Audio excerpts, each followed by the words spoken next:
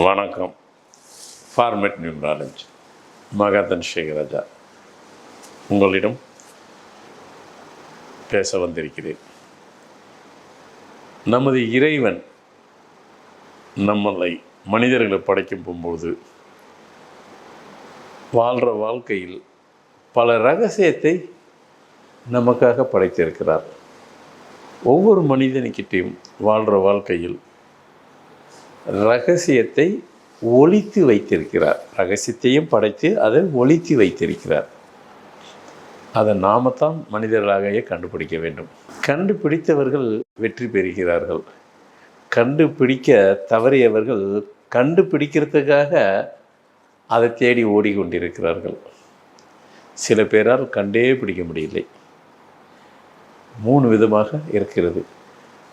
அந்த ரகசியத்தை கண்டுபிடித்தவர்கள் வெற்றி பெறுகிறார்கள். கண்டுபிடிக்க சில பேர் ஓடிக்கொண்டிருக்கிறார்கள். சில பேர் தங்களுடைய வாழ்நாள் முழுவதுமே அந்த ரகசியத்தை கண்டே பிடிக்க முடியாமல் போகிறார்கள். ஆனால் நமது நிகழ்ச்சியில் அதனை தெளிவாக அழகாக சொல்லி கொடுக்குறோம். ஆசிரியர் ஒரு மாணவர்கிட்ட சொல்லி தான் கொடுக்க முடியும். ஆனால் படிக்கிறது மாணவன் தான் படிக்க முடியும்.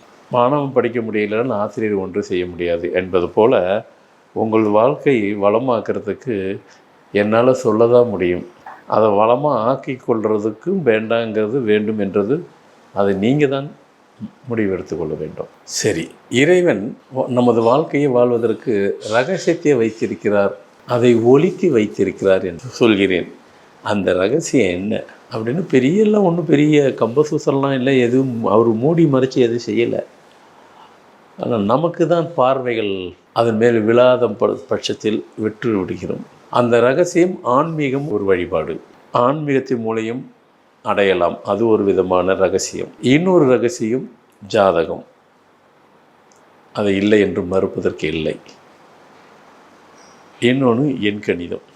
மொத்தத்தில் ஒரு மனிதன் முழுமையான வாழ்க்கையை முழுமையான வெற்றி பெறுவதற்கு இந்த 3 ரகசியத்தை இறைவன் ஒளித்து வைத்திருக்கிறார்.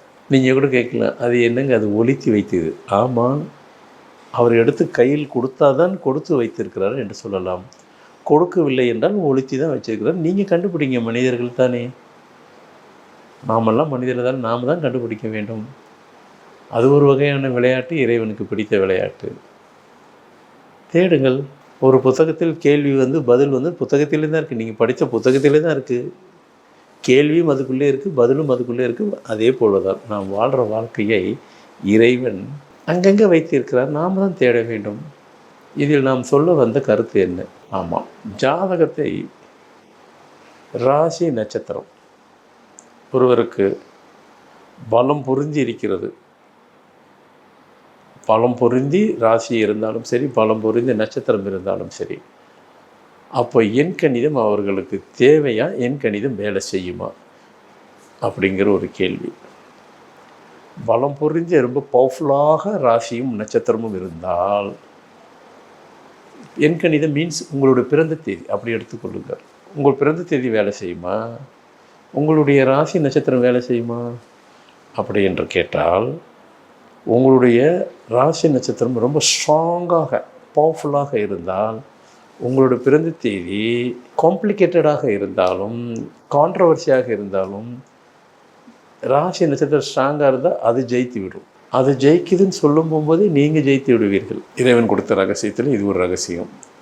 இன்னொரு விதமான ரகசியம், உங்களுடைய பிறந்த தேதி ரொம்ப பலம் பொருந்தி ஸ்ட்ராங்காக இருந்தால், உங்களுடைய ராசி நட்சத்திரம் காம்ப்ளிகேட்டடாக இருந்தால், இதில் எது வேலை செய்யும் அப்படி என்றால் பிறந்த தேதி வேலை செய்யும். ராசி நட்சத்திரம் உங்களுக்கு இழந்து பலமே இல்லாத காம்ப்ளிகேட்டடாக எது இருந்தாலும் உங்களை எண் கணிதத்தை காப்பாற்றும். ஆமாம், இட்ஸ் ட்ரூ. அதில் ஒன்றும் டவுட்டு கிடையாது. அதை தாண்டி இன்னொருவருக்கு ராசியும் நட்சத்திரமும் காம்ப்ளிகேட்டடாக இருக்கிறது, பிறந்த தேதியும் காம்ப்ளிகேட்டடாக இருக்கிறது. அப்படி என்றால் அவரால் வாழ்க்கையில் எந்த இடத்துலையும் அவரை காப்பாற்ற முடியாது. அவரால் வாழ்க்கையில் எந்த இடத்துலையும் அவர் வெற்றி பெறுவது கடினம். இந்த 3 வகை வாழ்க்கை தான். அவர்கள் அவசியம் எண்கணிதத்தை பார்த்தே ஆக வேண்டும். வேறு வழியே கிடையாது. ஏன்னா அதில் சில ஆட்களுக்கு சில நபருக்கு ராசி நட்சத்திரம் ஸ்ட்ராங்காக இருக்கும் போகும்போது பிறந்த தேதி பலம் இழந்து காணப்பட்டாலும் அது காப்பாற்றுது. சில பேருக்கு ராசி நட்சத்திரம் பலம் இல்லாமல் இருந்தாலும் பிறந்த தேதி ஸ்ட்ராங்காக பலம் பொருந்தியதாக இருந்தாலும் அங்கேயும் காப்பாற்றுது. சில பேர் ராசியும் நட்சத்திரையும் காம்ப்ளிகேட்டடு, பிறந்த தேதியும் காம்ப்ளிகேட்டடு. ஒரு காலம் இவர்களால் வாழ்க்கையில் எந்த சூழ்நிலையும் இவர்களுக்கு என்னென்ன பிரச்சனைலாம் இருக்கும் என்றால், கரியரும் பிரச்சனை, வாழ்வதே பிரச்சனை, திருமண வாழ்க்கை பிரச்சனை, தனிப்பட்ட முறையிலையும் பிரச்சனை, தனிப்பட்ட முறைகள் இண்டிவிஜுவலாக இருந்தாலும் அதுவும் பிரச்சனை. இவர்களை சுற்றி பிரச்சனைகள் தான் ரவுண்டு கட்டி சுற்றி கொண்டிருக்கும். எப்படி ஒரு மனிதன் வாழ முடியும்? அதைத்தான் நான் சொன்னேன், ரெண்டுமே உங்களுக்கு சப்போர்ட் இல்லை.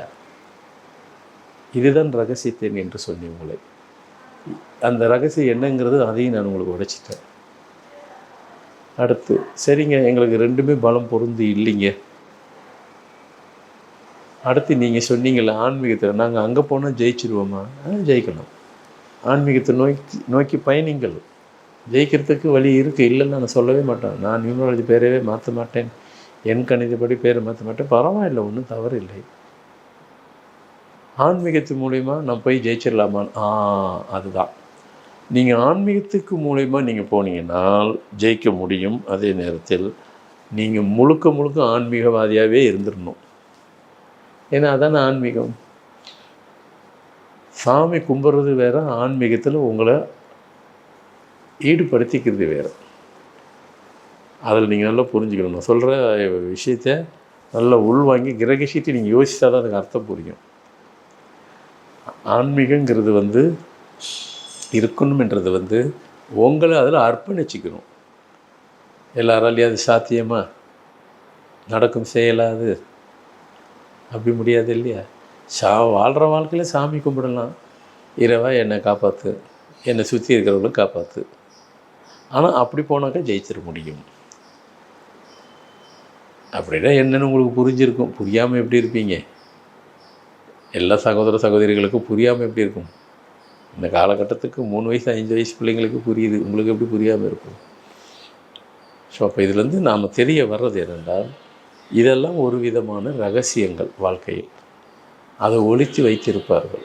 இதை தாண்டி இன்னும் வேறு என்னங்க ரகசியம் இருக்கும்?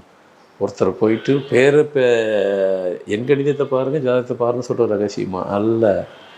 அதை நீங்கள் தெரிந்து வைத்து இருப்பதே ரகசியம்தான். அதை நீங்கள் அறிந்து கொள்வதே ரகசியம்தான். அதுக்கப்புறம் அதன் மூலயமாக உங்களையே செதுக்குறீங்க பாருங்கள், அது ஒரு கைண்ட் ஆஃப் ரகசியம்தான்.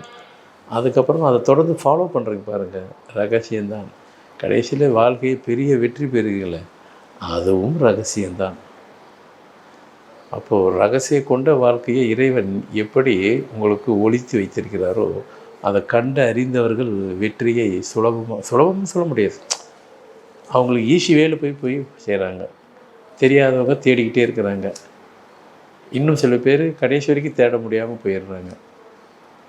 ஸோ இப்போ உங்களுக்கு நான் கொடுத்தா, அப்போ இதுவரைக்கும் உலக அளவில் பெரும் வெற்றி பெற்றவர்கள்லாம் இதெல்லாம் தொடாமல் தான் வெற்றி பெற்றிருக்காங்கன்னு நினைக்கிறீங்களா? ஒரு நபர் கூட உலகத்தில் அப்படி இருந்தது இல்லை. அதற்கு வாய்ப்பே இல்லை. கண்டிப்பாக கிடையாது. உங்களை நீங்கள் உலகம் ஃபுல்லாக எடுத்துக்கொள்ளுங்கள். நானும் நிறைய இடத்துல சுற்றி இருக்கிறேன், நிறைய நாட்டுக்கு போயிருக்கிறேன், நிறைய நபர்களை பெரிய சாதனையாளர்களை சந்தித்திருக்கிறேன். அதெல்லாம் ஒன்றும் தவறான விஷயம். கடவுள் தானே கொடுத்தாருங்க. அது கடவுள் கொடுக்காத வழியிலையா நம்ம போய் இது பண்ணுறோம், ஜெயிச்சிருக்கிறோம்? இல்லையே, அவர் சொன்ன வழி தான். ஸோ அதுலேயும் அங்கேயும் கடவுள் ஒளிஞ்சு தான் இருக்கிறாரு. மொத்தத்தில் கடவுளே ஒளிஞ்சு இருக்கிறாரு. ரகசியம் என்ற பேரில் அவரே அதுக்குள்ளே ஒளிஞ்சு தான் நிற்கிறார். தூணில் இருப்பார், துரும்பில் இருக்கிறாருன்னு அவர் தான் ஒளிஞ்சிருக்கிறார். ஸோ இப்போ எல்லாத்துக்கும் நல்லா தெளிவாக அழகாக அந்த பேரை அமைக்கும் போது கூட நம்ம அதை சொல்ல போகிறோம். அங்கே ஒரு ஹார்ஸ் பவர், அது நீங்கள் சரியான ஆளை தேர்ந்தெடுத்து கொள்ளலாம். சரியான ஆளை தேர்ந்தெடுத்து கொண்டுட்டு அதன் பிரகாரம் உங்கள் பேரை நீங்கள் அமைக்கும் பட்சத்தில் ஹார்ஸ் பவரோடு வைத்து கொண்டால் அவருடைய சக்தியோடு அது உள்ள நுழையும்.